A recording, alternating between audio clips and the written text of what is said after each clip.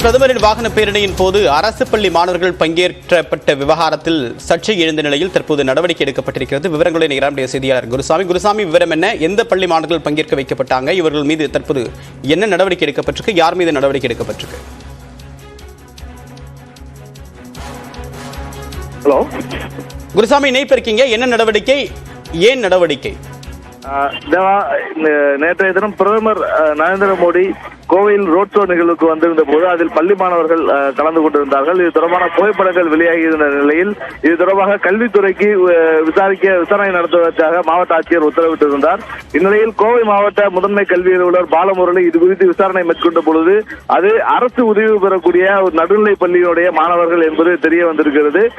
Saibaba colony பகுதியில் இருக்கக்கூடிய ஸ்ரீ சாய்பாபா நடுநிலை பள்ளியை சேர்ந்த மாணவர்கள் தான் அவர்கள் என்பது தெரிய வந்திருக்கக்கூடிய நிலையில் தற்பொழுது அந்த பள்ளி நிர்வாகத்திற்கு முதன்மை கல்வி அலுவலர் நோட்டீஸ் ஒன்றை அனுப்பியிருக்கிறார்.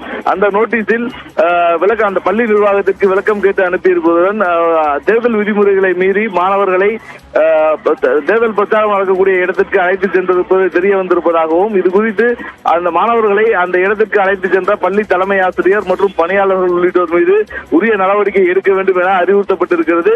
இந்த கடிதம் கிடைத்த 24 மணி நேரத்திற்குள் அந்த தலைமை ஆசிரியர் மற்றும் அந்த பணியாளர்கள் மீது நடவடிக்கை எடுக்க வேண்டும் என்ற ஒரு அறிவுறுத்தலையும் பாலமுரளி முதன்மை கல்வி அலுவலர் பாலமுரளி அவர்கள் பள்ளி நிர்வாகத்துக்கு தெரிவித்திருக்கிறார்.